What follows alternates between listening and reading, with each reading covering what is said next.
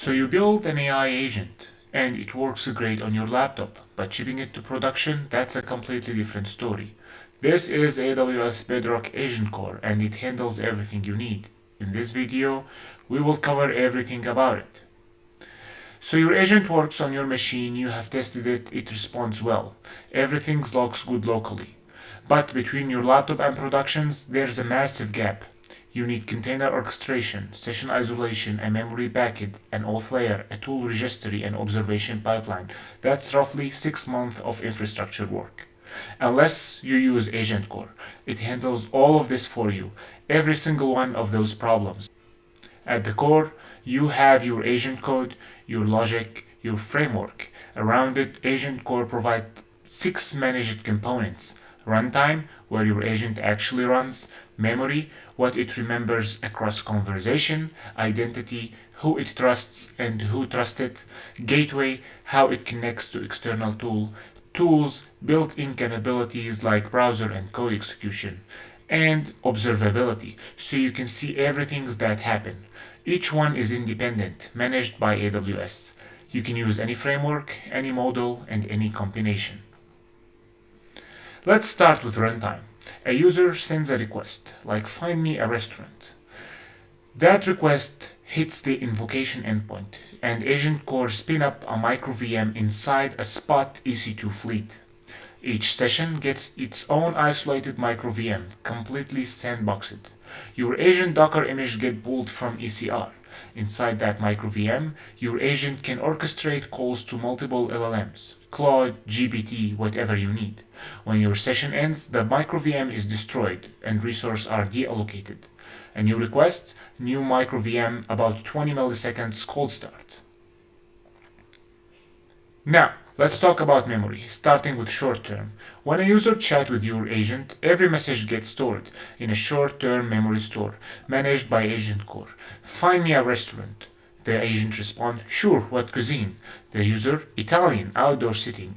This memory is scooped to the session. When the session ends, it expires. But while the session is active, if the user sends a message, the agent pulls the full conversation context back. It knows exactly what was said before. But what about cross sessions? That's the long-term memory.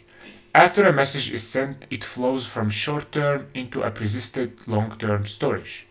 This happens automatically.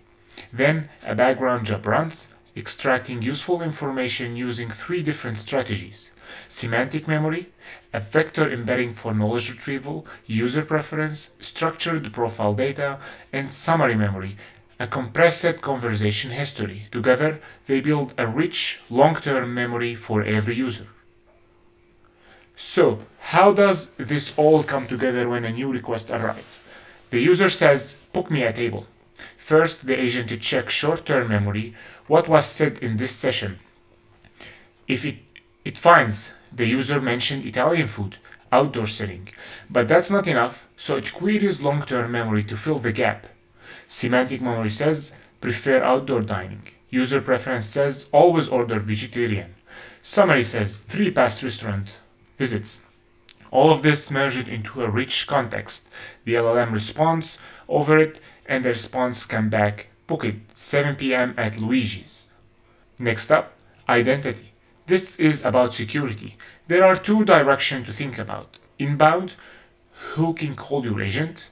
Okta, Cognito, IAM rules.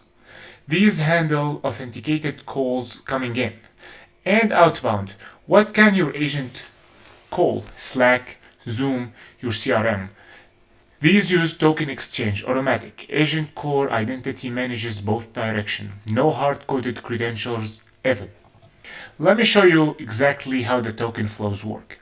Step 1, the user authenticates with their identity provider. That provides an OAuth2 token. Step 2, AgentCore validates that token and vends session scoped tokens. Each external service gets its own scoped token. Slack gets one, Zoom gets one, and your API also gets one. And when the session ends, token auto expires. Nothing is stored. Now, how do permissions actually work? The user has a set of permissions. Some are allowed, some are not. When the agent acts on behalf of the user, it is only inheriting the permission that were explicitly granted. Admin access? No. Deleting data? No. That's a least privilege enforcement. Everything gets logged. Every API call, every permission check. If the agent tries something it shouldn't, it gets denied. Log it and flag it. Alright, let's talk about gateway. Without a gateway, connecting your agent to external service is a mess. Manual glue code for every single integration. That's painful. With AgentCore Gateway, you get a single entry point. It routes requests automatically using target name and tool name. Agents send a request. Gateway figures out which service to call and routes it. Clean and automatic. One gateway for everything. But how do you actually connect a Lambda function to the gateway? You have your Lambda, say you define it with a tool inside of it called getRestaurants. This tool must follow schema definition that matches gateway to Lambda integration schema. That tool now lives in the gateway registry alongside any other tools that you have registered. When your agent asks find me nearest restaurant, the gateway matches it to the right tool and routes the call. Lambda execute returns the results and it flows back to your agent. But it's not just Lambda. The gateway support MCP servers too. You can connect multiple MCP server, file system, web search, database, each exposing their own tools. The gateway connect to all of them using the standard MCP protocol, and all their tools are getting aggregated into a single unified registry. Connect once, all tools auto-discovered. Here's something important about how the gateway stays in sync. When you first connect to a target, the gateway syncs it. It pulls all the tools and caches them locally. Each tool gets stored with a namespaced format, target name underscore tool name. Now, here's the catch. If someone adds a new tool to the server, the gateway doesn't know about it until you trigger a resync. So you trigger a sync, the gateway rediscovers the schema, updates the local catalog, and now the new tool is available. Keep in mind, syncing is explicit, not automatic. Let me show you the full gateway architecture. Inside the gateway, you have three core functionalities: semantic search, tool listing, and tool invocation. On the left, your MCP hosts connect via the gateway URL. In the middle, a cached tools catalog and a target section. Each target mapped to an external MCP server. The targets sync with their MCP servers to keep tools up to date. Remember, tools are cached locally. Changes need an explicit resync. Now, this is where it gets really powerful. Semantic Tool Search. As your tool catalog grows to dozens or hundreds of tools, you don't dump them all into the LLM context. You use the user query to retrieve similar tools. The gateway uses vector similarity to find the best match. The gateway can select 1, 2, and even more tools depending on the similarity score, and all get returned. With this smart routing, only the relevant tools reaches your LLM. AgentCore also gives you agent built-in tools. Let's look at the browser runtime. Your agent get a task. Book me a table at Luigi's. Agent spin up an isolated sandbox and opens a real browser inside it. The agent navigates to the restaurant website, fills in the form, name, date, party size, time, clicks book now, and the booking is confirmed. When it's done, the sandbox is destroyed. Fully isolated workflow. The other built-in tools is the code interpreter. The agent needs to analyze last month sales data. Again, isolated sandbox. This time with a Python environment. The agent writes Python code, loads a CSV, group by month, calculate the total, generate a chart, and you get the output, a visualization plus the total. $1,247,000. Sandbox destroyed, no code leaks, no side effects. Now let's talk about observability, seeing what your agent actually does. When your agent processes a request, it goes through multiple steps. Memory retrieval, LLM reasoning, tool calls, and response generation. Each step emits open telemetry traces and they all flow into CloudWatch. From there you get a full waterfall view, every span and every duration. You can understand and analyze them, understand your bottleneck, and seeing the total of your request time. But monitoring isn't enough. You also need to evaluate your agent's quality.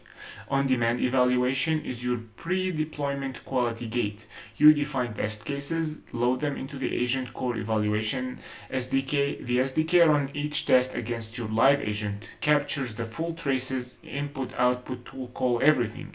Then it sends all of that to an LLM acting as a judge.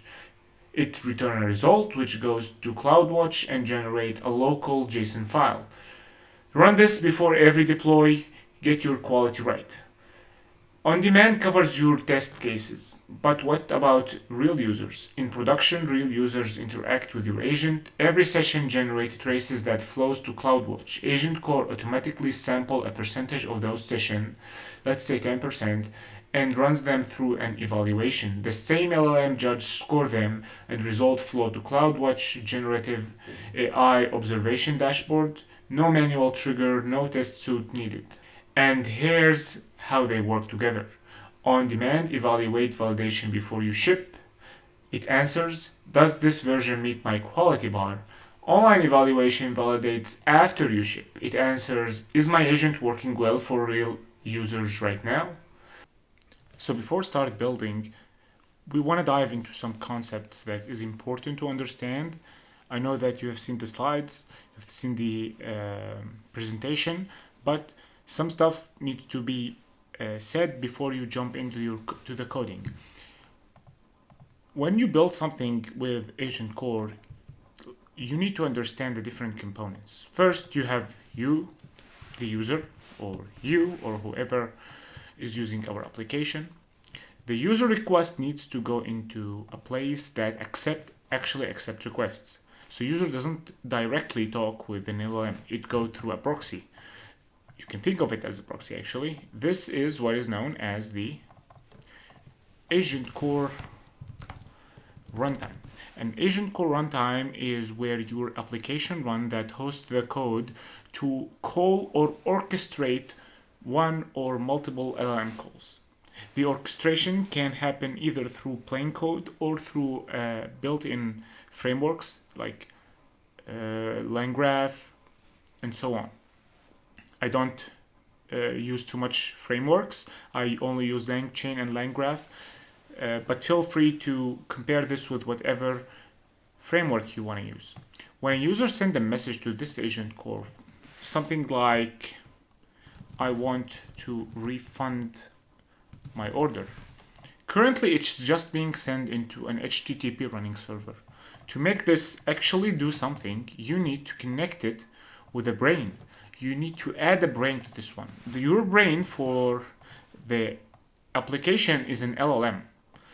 This LLM could be any of the providers. We have GPT or like OpenAI, we have Claude, we have Grok, we have a lot of providers. Each provider have a different interface that you can interact with. One thing that I really like about using AWS infrastructure or AWS in general is that they have something called Bedrock. And Bedrock allows you to talk with all these models. You basically just define the model you want to use, and then you use it with Bedrock. And Bedrock is an abstraction layer that builds upon all these providers. You don't have to manage code. You don't have to write code to connect to different provider or switch. You just put your model ID. And now your message is being sent to the agent runtime. Your agent runtime is directing it to the LLM, but the LLM actually doesn't know anything. It doesn't remember. For example, if you said, I want to refund my order, it will tell you which order. So which order you want to refund. You get this, and then you say, order ID, for example, is 10. You send it back. It doesn't know what does that order ID mean, because it doesn't have a memory to remember that you said, I want to refund my order, or you mentioned that which order you, or when it replied to you which order you want to refund, and then you send the order ID. So to go over this limitation, one thing we can use is the short-term memory. If I can just type it right. So the short-term memory is basically where all your session message lives. So going back to this example, I want to refund my order will go into your LLM, right? And then it's going to be saved in the short-term memory. The LLM will respond which order will be saved in the short-term memory. Then you will say, okay, my order, the order ID is 10. So it goes directly into the LLM and then it saved into the short-term memory, right? The LLM now can remember things, but there are not just the short-term memory, there are other forms of memory, which is the long-term memory. And long-term memory works in a similar way to the short-term. You can also retrieve and save information to it. However, this is intended for something different than the short-term memory. The long-term memory can hold different types of, well, AWS called strategies. I prefer to call it sub-memories. So either the summary of conversation or some facts about user. Maybe preferences is the best word in here. So preferences about the user. And there are other strategies that you can use. Semantic, for example, if user mentioned that he loves a football team and then he is talking about football, you can grab the semantic search memory and get more information in the LLM context. Basically, when a request comes in from the user into the AgentCore and then LLM, it first goes into the short-term and long-term. A retrieval happens and then the context is being sent into the LLM. Now your LLM wants to refund your order within ID 10, so it doesn't have access to any tool that can do that. Let's say you have a tool, and let's name this tool, for example, order refund tool, okay? This tool is living outside your AgentCore, and of course that's the way to host it. It should not live inside of it. When it needs to connect to it, you can either set up a local code that have an HTTP connection that connects your AgentCore runtime into this tool. As you get more and more and more tools in the LLM, this is going to kill your context size window. It's also going to be very hard to maintain all of them. So one way to fix this is by using what is known as the AgentCore Gateway.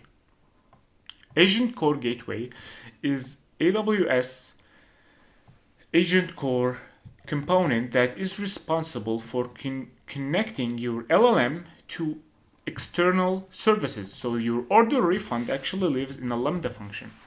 You could also have something else that lives in an MCP server. You can have a third thing that lives in, like a REST API. Your agent, and by agent in here I mean your actual server, can communicate with those through the AgentCore Gateway.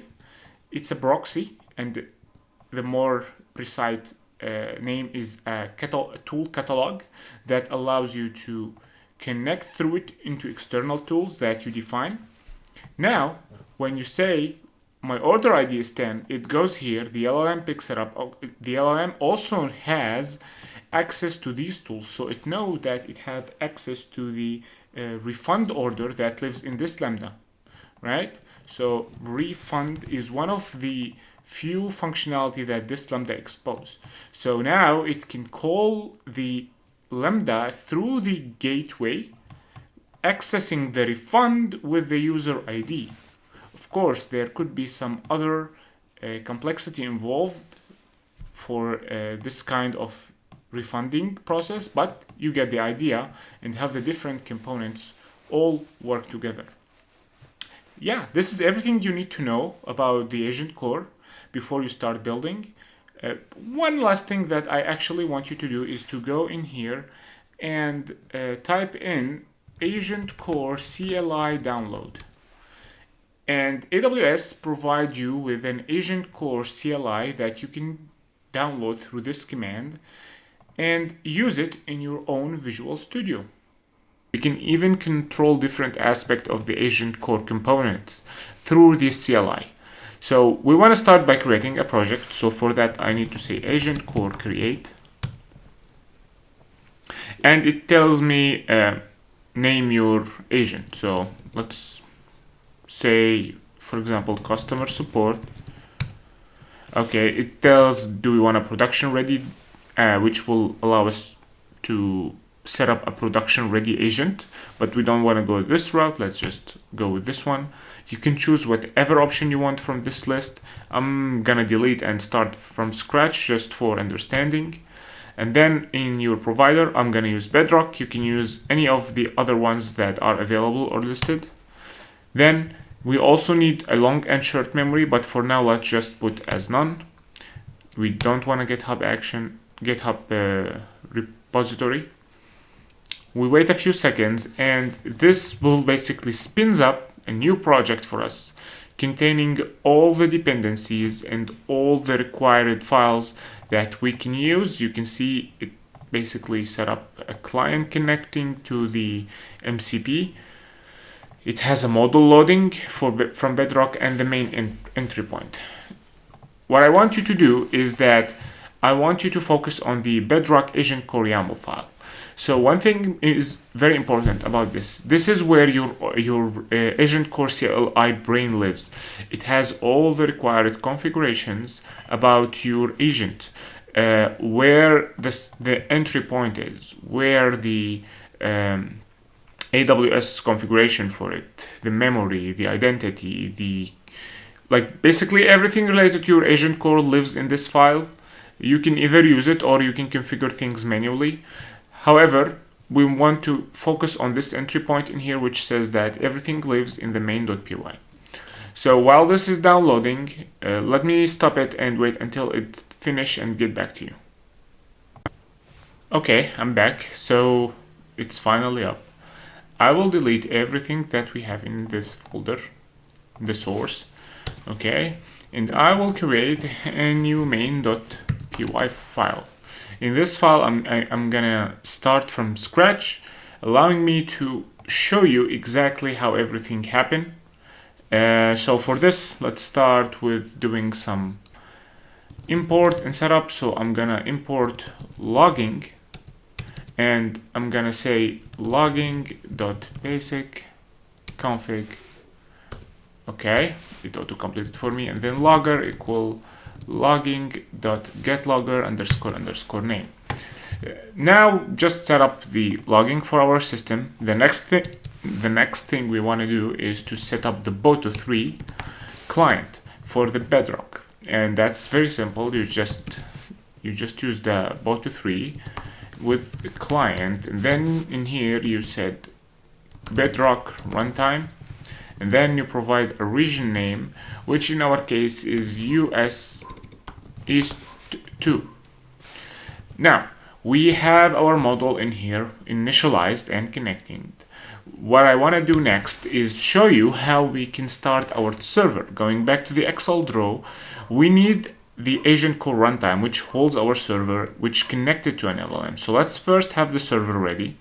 So going back to the code, what we need to do is to say app equal bedrock-agent-core-app.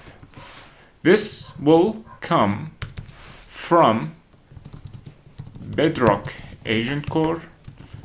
We need to import it. This is a package that has been installed for us in here, as you can see, and it provides us with a lot of access to the AgentCore different components. Now, what we want to do is that this line will create a server for us. The server has two endpoints that we can use. The first one is the invocation, and the second one is ping. The ping is used to determine the health of your server. The invocations is used for invoking your server. So to invoke your server, you have to have a starting endpoint. And for that, let's just define on invoke and receive a payload. And then what I want to say is just return hello for now. To make this on invoke, our initial starting invocation endpoint, all you have to do is to use app entry point on top of it. This decorator will tell AgentCore to spin up a server, make this as the default of the invocation endpoint. Last but not least, we need to start the server. So to do this, it's very simple. We just need to make sure that when we're starting this page, when we're starting this Python code from this page, it just start the server for us on port 8080. To make sure that we are working right, I'm gonna first navigate into the customer support. I'm gonna use the AgentCore again, and in this time I will use the dev command, and I will say AgentCore dev, and wait for a few seconds, and let's see what happened. What happens is that this started the server for us. You can see that start accepting request as /invocations, which basically this endpoint. So you have two options: either test with your own HTTP client like Postman or curl or whatever you want. The other option is to use the AgentCore CLI with the invoke command. So what does this do? You can use the AgentCore invoke and specify --dev, which means you send a request to the local development server. You can use the session ID to pass in a UUID for your session or a user ID. You can pass in headers. There are tons of options that you can use. You can even invoke a live agent through it. So let's invoke our own agent, and for that, let me just logger.info, and let's see the receive it payload. AgentCore invoke --dev, and then you have to pass in your prompt or what is your message. And my message now is, hello, are you working? Now I send a message, I received the return, which is hello. And as well, if you look into here in the info, there is this prompt, which is hello, are you working, which is exactly the same text I'm sending. So we can start by extracting the prompt, or we can say it user message, and we can say payload get not the user message but the prompt of the user. We can change this to be user prompt, and then invoke again, and now we're accessing directly to the user prompt. Great. So we have our app running in here. The next step is to add an LLM that is able to access some specific provider and invoke it with what the user is sending. To do this, we need to go into our AWS console. You need to go into Bedrock. You can type it in the search bar, and then go into the model catalog. In the model catalog, check any provider that you love or you think you want to use. Click on it, and then you navigate into that model page. There is a model ID in here which you can use. You need to click it so it's copied. Go back into your app and go into here, and let's save this as a hard texted value. This will work, but I want to show you something. When you go back to the model catalog, you see there for some of the models there is a cross-region inference, which means that this model can spin across different regions, giving you the ability to have high availability and higher throughput.